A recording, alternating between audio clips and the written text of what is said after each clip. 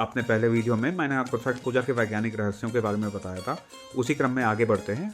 तीसरे भाग में हम बात करेंगे कि छठ पूजा के दौरान जब दो अलग अलग समय पर आप सूर्य की किरणों के संपर्क में आते हैं, उसका अपना वैज्ञानिक महत्व होता है। दोनों समय में सूर्य को अर्घ देने के दौरान जब हमारी आंखों का सीधा संपर्क सूर्य की किरणों से होता है, तब यह किरणें हमारी रेटिना से होते हुए शरीर में प्रवेश करते हैं। रेटिना ऐसे फोटो इलेक्ट्रिक सब्सटेंस की तरह एक्ट करता है जो लाइट को बायो इलेक्ट्रिसिटी में बदल दे। शाम के समय सूर्य को अर्घ देने के कारण जो फायदे मिलते हैं, उससे हमारी रेड लाइट थेरेपी भी होती है। दरअसल शाम के वक्त सूर्य की किरणें पृथ्वी के वायुमंडल की एक बहुत मोटी परत से गुजरती हैं, जिसके कारण सिर्फ लंबी वेवलेंथ वाली किरणें जैसे कि लाल रंग की किरणें हम तक पहुंच पाती हैं।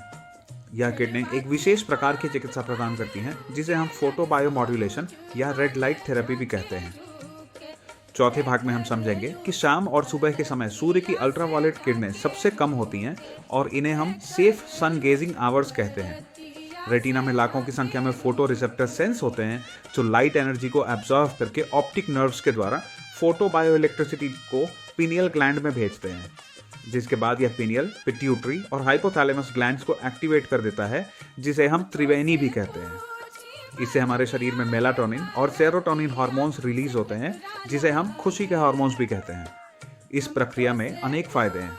इससे डिप्रेशन और एंजाइटी कम होता है, नींद की क्वालिटी सुधरती है, शरीर का सर्कैडियन क्लॉक या बॉडी क्लॉक बैलेंस होता है। पांचवें भाग में आपको बताऊं कि व्रत, फलाहार, जल में खड़े होना और सूर्य ऊर्जा, इन तीनों का सामूहिक प्रभाव हमारे नाड़ी तंत्र में कुंडलिनी ऊर्जा को जगाने में सहायक होता है। एडवांस साइंस में इसे नर्वस सिस्टम एक्टिवेशन कहते हैं। यह मस्तिष्क की जागरूकता और संतुलन दोनों बढ़ाता है, यानी आपको इससे मेंटल क्लैरिटी मिलती है। छठे भाग में जानिए कि यह कठोर पर्व आपको एकात्म चेतना की ओर ले जाता है, जिसे न्यूरोसाइंस में फ्लो स्टेट कहते हैं। यह एक ऐसी अवस्था है जहां आपका शरीर, मन तथा चेतना तीनों मिलते हैं। इससे व्रती की इच्छा शक्ति में जबरदस्त बढ़ोतरी होती है। यह तो हो गए छठ पूजा के वैज्ञानिक महत्व पर बातें। पर क्या आप जानते हैं कि पूजा तो अपनी जगह, पूजा में चढ़ाए जाने वाले प्रसाद के भी वैज्ञानिक महत्व हैं। जी हाँ, बिल्कुल सही सुना आपने। सुनिए पूजा में चढ़ाए जाने वाले ठेकुआ के गुण। ठेकुआ बनता है आटा, गुड़ और घी से, जिसमें आयरन, एंटीऑक्सीडेंट्स, नेचुरल डिटॉक्सिफायर और इम्यूनिटी बूस्ट करने के लिए जिंक, मैग्नीशियम और पोटेशियम होते हैं।